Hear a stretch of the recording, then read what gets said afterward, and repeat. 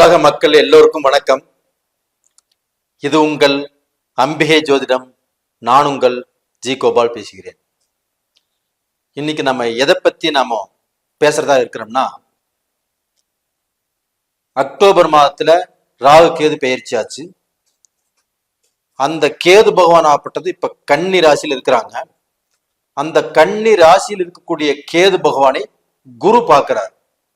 அப்ப இந்த குரு பார்ப்பதால் எந்தெந்த ராசிக்காரர்களுக்கு நல்லது நடக்கும் அப்படிங்கிறத பத்தி தான் இந்த பதிவுல பார்க்க போறோம்.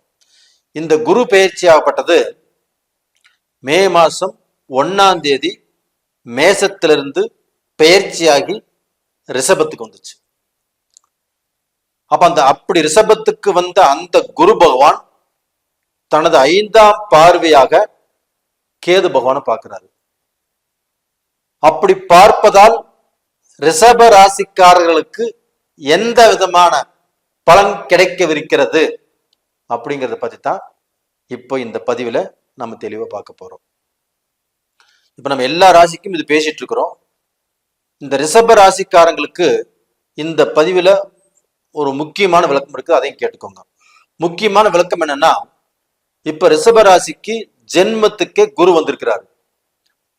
அப்ப அந்த ஜென்மத்துக்கு வந்த குரு பகவான் ஆகப்பட்டது கண்டிப்பாக ரிஷப ராசிக்காரருடைய வாழ்க்கையில ஒரு மிகப்பெரிய ஒரு மாற்றத்தை உருவாக்கக்கூடிய காலகட்டத்துல தான் அந்த குரு பகவான் இருக்குது.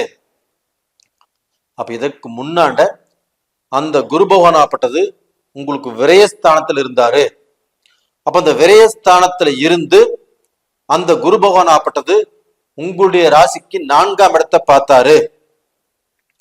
இப்போ அந்த குரு பகவான் ஆகப்பட்டது பெயர்ச்சியாகி ரிஷபத்துக்கு வந்து ரிஷபத்துக்கு 5ஆம் இடத்தில் இருக்கக்கூடிய அந்த கேது பகவானை பார்க்கிறார்.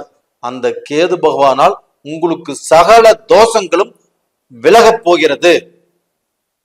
இப்ப இதற்கு முன்னாண்ட அந்த கேது பகவான் 5ஆம் இடத்துல இருந்தார். ரிஷபராசிக்கு இருந்தாரா இல்லைங்களா? இருந்தாரு.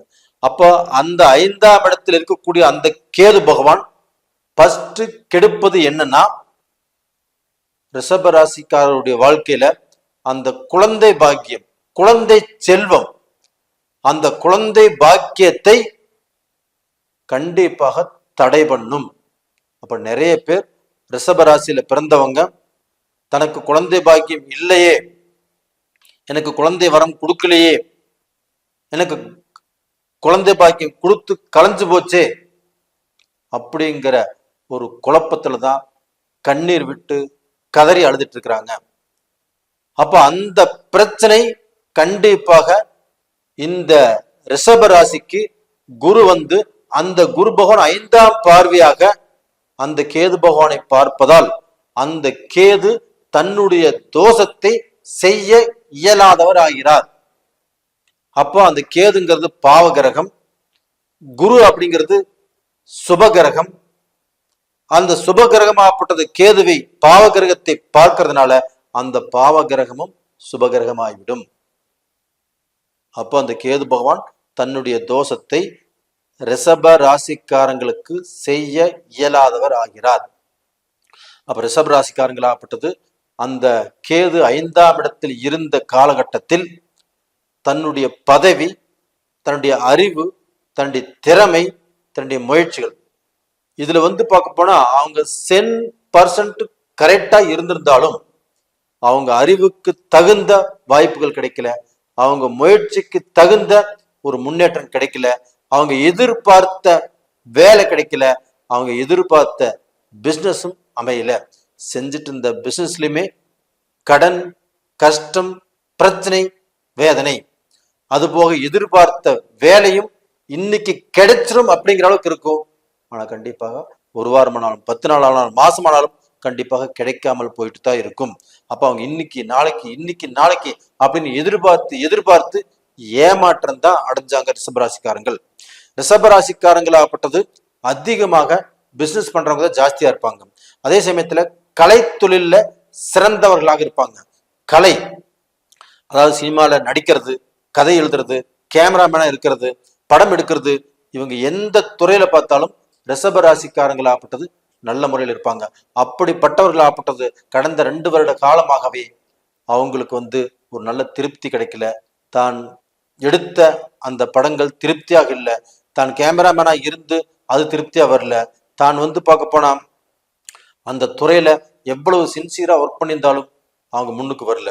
அப்போ அவங்களுக்கு உலகுக்கு தெரிய வேண்டியவங்க, ஃபேமஸ் ஆக வேண்டியவங்க இந்த காலகட்டத்துல ஃபேமஸ் ஆகாமல் அப்படியே வந்து பார்க்க போனா ஒரு தடையாவே இருக்கிறது. அப்ப அந்த தடைக்கு இந்த பீரியட்ல அந்த குரு பகவான் மே மாசம் 1ஆம் தேதி பெயர்ச்சியாகி ரிஷபராசிக்கு வந்து ரிஷபராசியிலிருந்து 5ஆம் பார்வையாக அந்த கேது பகவானை பார்த்துட்டாரு. அந்த கேது பகவானை பார்த்ததனால் கண்டிப்பாக 5ஆம் இடம் சுத்தமாகிறது. 5ஆம் இடம் சுத்தம் ஆனாவே உங்களுடைய பூர்வீக சொத்து, நீங்க வாங்கக்கூடிய சொத்துக்கள், உங்களுக்கு குழந்தை பாக்கியம், டோட்டலா பாத்தீங்கன்னா எந்த விதத்திலும் உங்களுக்கு பிரச்சனைகள் இல்லை. அப்போ வந்து பதவி உயர்வு, நீங்க நல்ல அந்தஸ்துக்கு வர்றது, உங்களுடைய அறிவால் திறமையால் உங்களுக்கு கூப்பிட்டு வேலை கொடுப்பாங்க. உங்களுக்கு பல நாளாக நீங்கள் நினைத்து வந்த அந்த பிசினஸை இந்த காலகட்டத்தில் கண்டிப்பா செய்யலாம். இது வந்து குரு பகவானுடைய பார்வையினால உங்களுக்கு அழகாக அந்த பிசினஸ் செய்வதற்குண்டான வாய்ப்பை அள்ளி கொடுக்கிறது. ஒன்னும் ஆச்சரியப்படுறதுக்கு இல்லை. இந்த சமயத்துல நீங்கள் கோடீஸ்வர பாக்கியத்தை அடைந்தாலும் அடையலாம். இதுல வந்து எந்த மாற்று கருத்துமே இல்லை. அந்த மாதிரி வாய்ப்புகள் தான் அந்த குரு பகவானாப்பட்டது உங்களுக்கு கொடுக்கக்கூடிய நிலையில இருக்கிறாரு. அதனால ரிஷபராசியில பிறந்தவங்க எதற்கும் பயப்பட வேண்டாம். துணிந்து செயல்படுங்கள். உங்களுடைய முயற்சி முன்னேற்றத்தை கண்டிப்பாக கொடுக்கும். இப்ப தைரியமாக இருங்க. அப்போ உங்களுடைய வாழ்க்கையில நீங்க வெளிநாடு போனாலும் பொழைச்சுக்கலாம். வெளிநாட்டுல வேலை செய்யறவங்க, பிசினஸ் பண்றவங்க, ஒரு பிசினஸை எதிர்பார்த்திருக்கிறவங்க, ஒரு வேலையை எதிர்பார்த்திருக்கிறவங்க, அவங்க எல்லாத்துக்குமே நல்ல வாய்ப்புகள் கண்டிப்பாக கிடைக்கும். அப்ப அந்த வேலையில கஷ்டப்பட்டு இருக்கிறவங்களுக்கும் கண்டிப்பாக இந்த பீரியட்ல அவங்க வந்து நல்ல நிலைமைக்கு வருவாங்க. நல்லது நடக்கும். இது நீங்க நம்பி இருக்கலாம். கண்டிப்பாக நல்லது நடக்கும். அப்ப டோட்டலா பாத்தீங்கன்னா இந்த காலகட்டத்துல அவங்களுக்கு வந்து இந்த ஹார்ட் சம்பந்தப்பட்டது, அந்த மூச்சு சம்பந்தப்பட்டது, அந்த நரம்பு சம்பந்தப்பட்ட சில பிரச்சனைகள் வரக்கூடிய வாய்ப்புகள் இருக்குது. அப்படியே வந்தாலும் குரு பகவான் 5ஆம் இடத்தை பார்க்கறதுனாலையும் 7ஆம் இடத்தை பார்க்கறதுனாலையும் 9ஆம் இடத்தை பார்க்கறதுனாலையும் உங்களுக்கு அந்த தொந்தரவுகள் பெருசாக பாதிப்பை கொடுக்காது. அதனால நீங்க வந்து விநாயக பெருமானை ஒவ்வொரு திங்கட்கிழமை நாளும் கும்பிட்டு வாங்க. கண்டிப்பா நல்லா இருப்பீங்க. அப்ப ரிஷபராசி நேயர்களே, இந்த பதிவு உங்களுக்கு ரொம்பவுமே அற்புதமா பிடிச்சிருக்குன்னு நினைக்கிறேன். பிடித்திருந்தால் சப்ஸ்கிரைப் பண்ணுங்க. அதே சமயத்துல என்னுடைய வீடியோவை நீங்க வந்து நிறைய பேர் பார்க்குறீங்க, நிறைய பேர் வந்து லைக் பண்றீங்க, நிறைய பேர் எங்கிட்ட ஜாதகங்கள் கொண்டு வர்றீங்க, ஆன்லைன்லையும் பார்க்குறீங்க, டைரக்டாக பார்க்குறீங்க. உங்க எல்லாத்துக்குமே என்னுடைய வாழ்த்துக்கள். அது போக ஒரு சிலர் ஆப்பட்டது பார்க்குறாங்க, சப்ஸ்கிரைப் பண்றதில்லை. இன்னுமே சப்ஸ்கிரைப் பண்ணினால் கண்டிப்பாக எங்களுக்கு சந்தோஷமா இருக்கும். அது போக இப்போ நாம் ஒரு பிளான் பண்ணியிருக்கிறோம். வரக்கூடிய மாதத்துல இல்லைன்னா அந்த பிளான் ஆப்பிட்டு வரக்கூடிய மாதத்திலேயோ அடுத்த மாதத்திலேயோ ஒரு நாள் ஃப்ரீயாக ஒரு 10 ஜாதகம் பார்க்கலாம் அப்படிங்கிற ஒரு கண்டிஷன்ல இருக்கிறோம். அதை பத்தி தான் நம்ம பேசிட்டு இருக்கிறோம். கண்டிப்பாக அதுவும் சீக்கிரம் முடிவுக்கு வரும். அதே சமயத்துல சப்ஸ்கிரைப் பண்ணாதவங்க சப்ஸ்கிரைப் பண்ணுங்க. உங்களுடைய ஜென்ம ஜாதகத்துல நடக்கக்கூடிய தசா புத்திகள் தான் உங்களுக்கு ஒரு நல்ல பலனை கொடுக்கும். இப்போ தசா புத்திகள் சாதகமா பாதகமா அதை நீங்க பார்த்து தெரிஞ்சுக்கோங்க. கீழே 2 ஃபோன் நம்பர் கொடுத்துருக்குறோம். கான்டாக்ட் பண்ணுங்க, வாட்ஸ்அப் பண்ணுங்க.